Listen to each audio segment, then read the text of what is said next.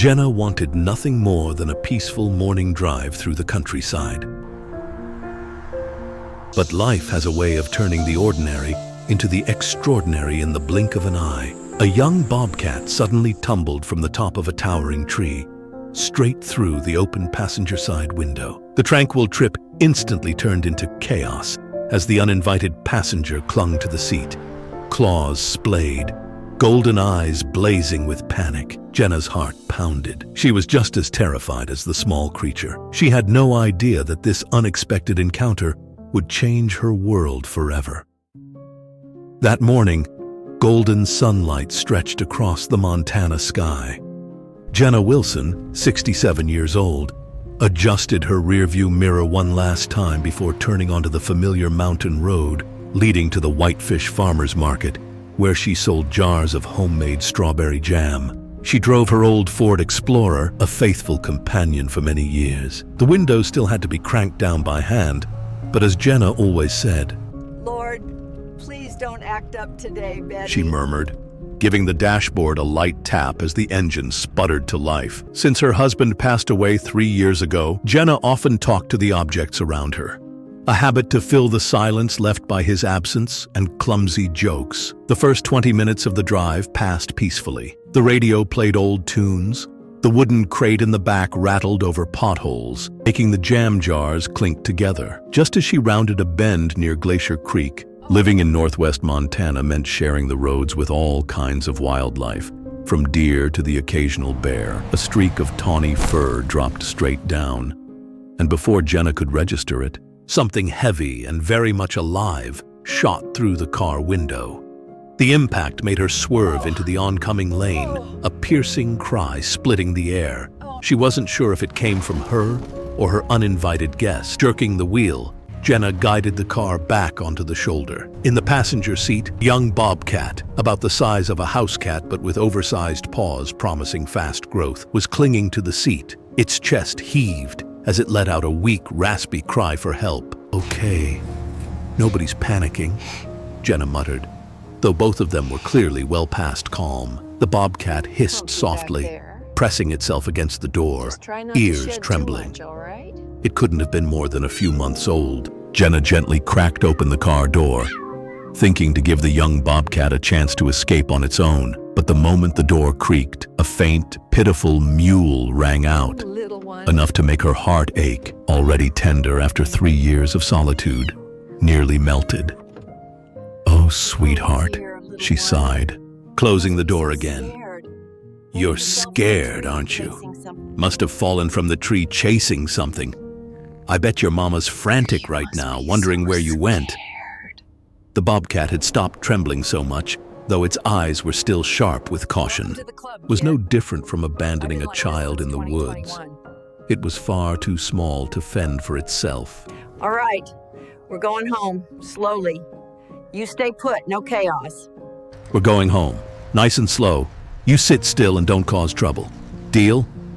The bobcat blinked, then turned to groom its messy fur, as if to confirm she wasn't a threat. Jenna took that as agreement. The drive back was one of the most surreal experiences of Jenna's life, even compared to the time Harold convinced her to go parasailing in Cabo. She drove slowly, hazard lights blinking, while her passenger alternated between licking its fur and gazing at the passing scenery. "You know, yesterday I was thinking how quiet the house felt. But I pictured a calm shelter tabby, not this." Bobcat paused to look at her, as if to say, "That's life. Surprises are the house specialty."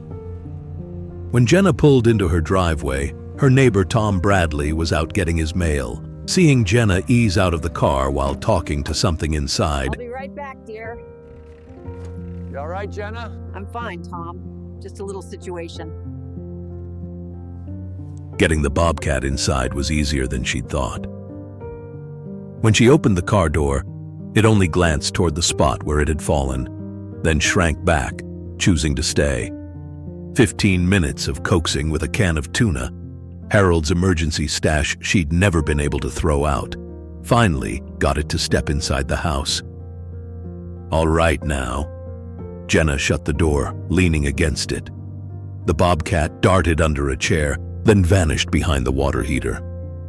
"You can't stay back there forever," Jenna said, "and I need to call someone for help.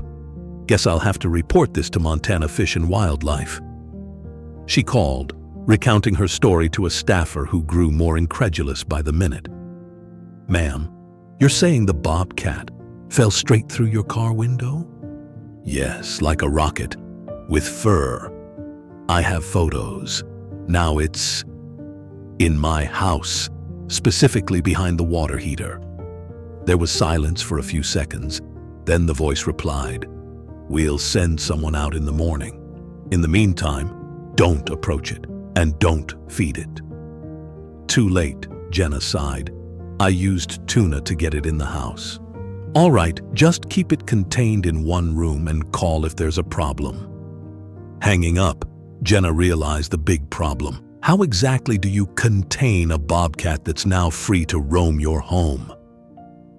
As if reading her mind, it emerged and began exploring every corner, leaving tiny paw prints on her freshly mopped floor. "Harold would have loved this," Jenna whispered. "He always wanted to see a bobcat up close, though probably not this close." The animal stopped at Harold's old armchair, a piece Jenna had never been able to part with. It sniffed around, then suddenly leapt up, curling into the exact spot where Harold used to rest his head. "Oh, you little rascal," Jenna murmured, her eyes stinging. But the bobcat was already fast asleep, purring softly as if it had no idea it was a predator. One paw twitched in a dream, clutching its tail like a blanket. Jenna stood there for a long moment. The sunset streamed through the window, bathing the room in golden honey light. For the first time in 3 years, the house didn't feel empty. She made herself a cup of tea, sat on the sofa, and watched her guest sleep. She should have been afraid, a wild animal in her living room, but all Jenna felt was a strange, comforting peace, as if the universe had decided she'd been alone long enough and sent her a friend in the most ridiculous way possible. When the sun had fully set, the bobcat stretched, its wild eyes locking on Jenna. "Hungry? I've got some chicken in the fridge," she smiled. "Probably better for a growing kid like you." Jenna thawed the chicken, cut it into small pieces, and set it on a plate near the armchair. The young bobcat crept closer, sniffed a few times, then immediately began eating with gusto, purring softly between mouthfuls. "You're going to get me in trouble." Jenna shook her head. "They told me not to feed you, but you're just a baby, and babies have to eat." Dinner that night: chicken for the bobcat, leftover casserole for Jenna. Afterward, she tried coaxing it into the laundry room for the night to keep it safe. What followed was a full-on comedy skit. The bobcat darted around furniture, scaled the curtains, and at one point, somehow ended up perched on top of the refrigerator. How did you even get up there?" Jenna panted, holding her side. The creature looked down at her with smug triumph. In the end, it was Jenna who surrendered. "Fine, you win. Go where you want. Just please don't destroy anything valuable." She trudged into her bedroom, locked the door, and collapsed onto the bed. Tomorrow, the wildlife officers would come, take it back to the safety of the wild, and her life would return to normal. Quiet, empty, normal. The sound of scratching at the door woke her at 2 a.m., followed by a pitiful cry that sounded like, "Anybody there?" "Oh, for heaven's sake." Jenna opened the door. The bobcat was sitting in the hallway, tail curled around its feet, eyes pleading. "The whole house is yours, so why do you want to be in here?" Instead of answering, it strolled in, hopped on the bed, circled a few times, then settled at the foot, exactly where Harold used to rest his feet. "Just for tonight," Jenna said firmly. "Tomorrow you're going back to the forest." The deep, rumbling purr that followed sounded like agreement, but Jenna knew they had very different interpretations of the word temporary. By dawn, she discovered the little one had migrated, curled up against her side, one paw resting on her nightgown. The warmth through the fabric made her freeze for a moment. It chirped softly when she stirred, then snuggled in closer. "No, this can't happen," Jenna whispered. "I can't get attached. You're wild. Your place is in the forest, not on my bed." In response, it yawned wide, flashing a set of future fangs that promised to be formidable, then purred so hard its whole body vibrated. "Stop that. Stop being cute. I mean it." A knock at the door broke her thoughts. 2 young wildlife officers stood on her porch, looking less than thrilled to be working on a Saturday morning. "Ma'am, we're here about the Bobcat." "Yes, come in," Jenna said, gesturing toward the bedroom. "It's on my bed and being extremely adorable." They glanced at each other. "On your bed?" "The house was too quiet," Jenna defended herself. "I couldn't just let it cry all night." They entered the bedroom where the Bobcat was now awake, eyes locked on the strangers. As one officer approached with the carrier, it pressed itself against Jenna and growled. "Easy there," he said, pulling on thick gloves. "This is for your own good, kid." But the kid didn't cooperate. It darted around the room like a streak of lightning, knocking over a jewelry box, toppling a lamp, and at one point tangling itself in the curtains. "Maybe if—" "Ow!" the officer yelped, jerking back as claws pierced a gap in the glove. "New plan!" It took over 20 minutes to corral it into the bathroom. The Bobcat crouched in the sink, looking like an angry spotted loaf of bread. At last, they got it into the carrier. The cries it made tightened all 3 chests in the room. "Where will you take it?" Jenna asked, trying to keep her voice steady. "We'll check its health, then release it somewhere it can find its mother. If not," they exchanged a glance, "it'll go to a wildlife rescue center. But with a young bobcat like this, it's not easy. They need specialized care." Jenna looked into the carrier. The animal pressed its face to the bars, eyes still searching for her, the sound it made tearing at her chest. "Wait." The words surprised even her. Images of the empty house, the quiet mornings, the chair still carrying Harold's scent, all flashed vividly, and the memory of last night, when it curled against her, warm and trusting. "What if I kept it?" The officers stared. "Ma'am, this is a wild animal. You can't keep it like a pet." "Not a pet," Jenna said quickly. "A rehab project. I could apply for a permit. People do wildlife rescue work all the time. I have the time, the space, I'm retired, and it seems to have settled in here." "You do know that's a huge responsibility. They need specialized enclosures, a specific diet, veterinary care." "I have Harold's life insurance money still sitting in the bank," Jenna cut in. "Harold always told me I should do something meaningful with the insurance money, something that truly mattered. And this little one, she fell straight into my life." "Maybe that's a sign," Jenna said, her eyes never leaving the Bobcat in the carrier. The 2 wildlife officers exchanged doubtful glances, then one of them pulled out his phone. "Let me call my supervisor."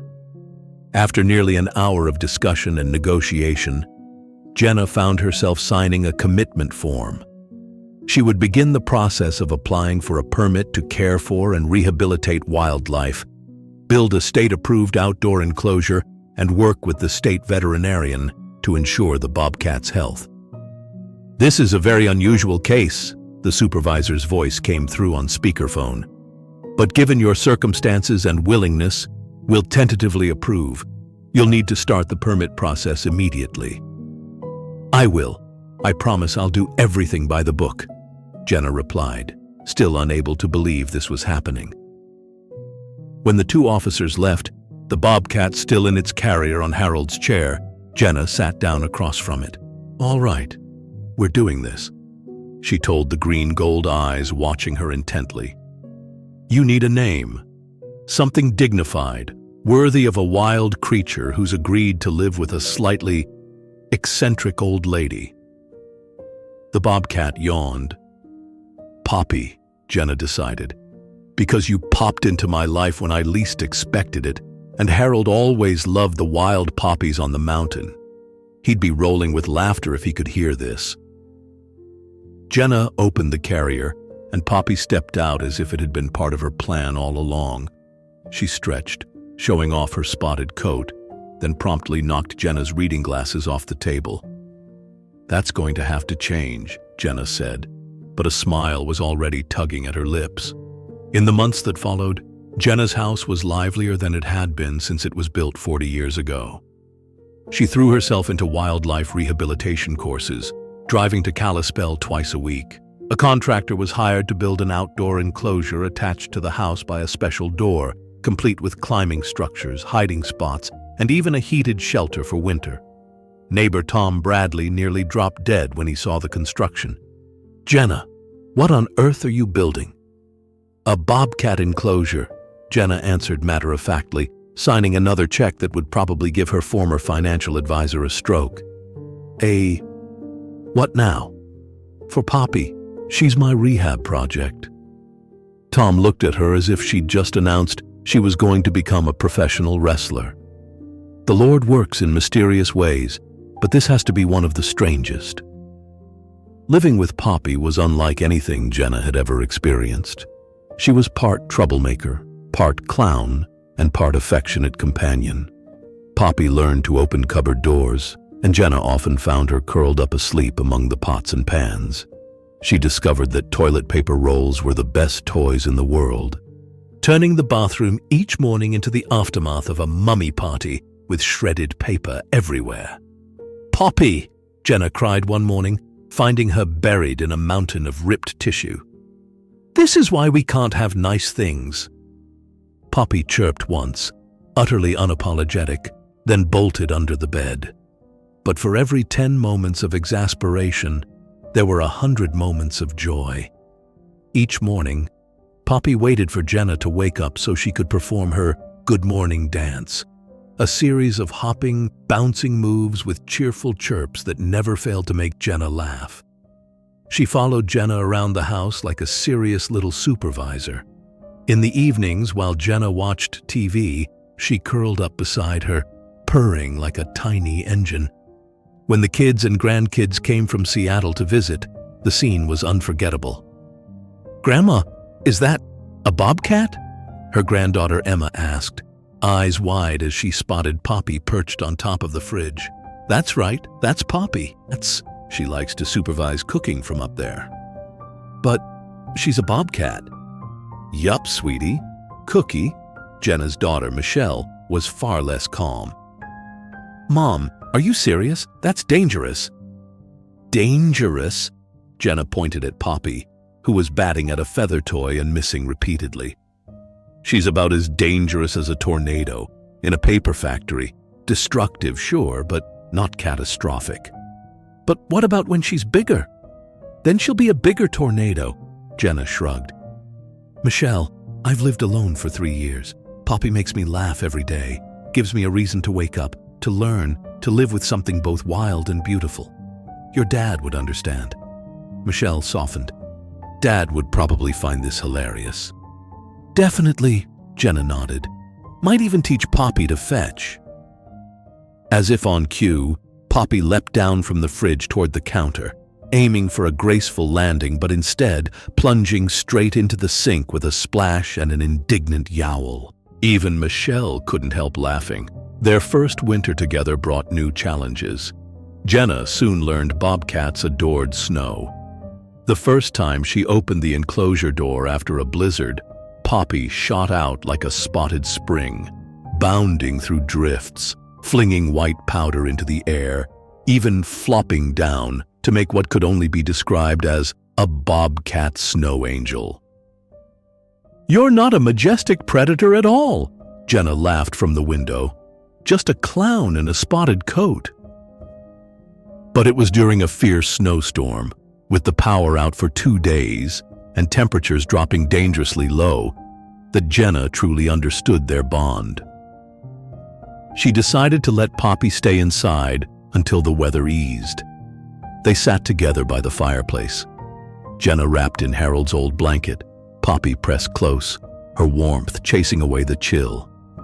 Since Harold passed, I've always been afraid of storms. That feeling of emptiness, that fragility, I could never shake it. But with you here, I feel stronger, you silly cat. Poppy let out a low, steady purr, curled her tail around herself like a pillow, and drifted off to sleep.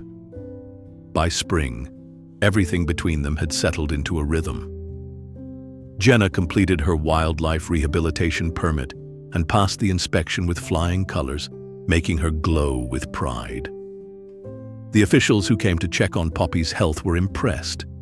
I've never seen a bobcat that's managed to keep her wild instincts and still be this comfortable around people, a veterinarian marveled, watching Poppy stalk a toy mouse with great seriousness, only to miss it in spectacular fashion. Poppy's one of a kind, Jenna agreed, though comfortable might not be the right word for a creature who just spent 20 minutes in mortal combat with her own shadow. Eventually the day came when Jenna had to decide Poppy's future. She was nearly full-grown now, 30 pounds of muscle and mischief, strong enough to topple chairs. The conservation agency gave Jenna two options: release Poppy into a protected reserve to live fully wild, or keep her on as an education ambassador, living with Jenna and taking part in wildlife conservation outreach programs. Jenna looked at Poppy sprawled belly up in Harold's old chair, paws twitching in some dream. The chair had been shredded long ago, but she'd never replace it. "What do you think, kid? Freedom out there or stay here with me?" Poppy cracked one eye open, yawned regally, then rolled right off the chair with a thud. Acting like nothing happened, she padded over and pressed her head against Jenna's knee. "Yeah, I think we both know the answer," Jenna laughed, scratching behind her ears. From then on, they became local celebrities. Schools brought students to see Poppy in her safe enclosure. Jenna told the story of the day she fell into her life, teaching kids that joy sometimes comes from the most unexpected places. Poppy would perform impressive jumps, demonstrate hunting skills that weren't all that impressive, the toy mouse still undefeated, and show her habit of hugging her tail when nervous. "Is she really wild?" one boy asked. "Kid, she's as wild as she wants to be," Jenna said with a smile, watching Poppy's antics. "Today, she's as gentle as a pair of fuzzy slippers, but yesterday she caught a bird right out of the air. She reminds me everyone has different sides, wild and tame, fierce and gentle. The trick is knowing when to be which."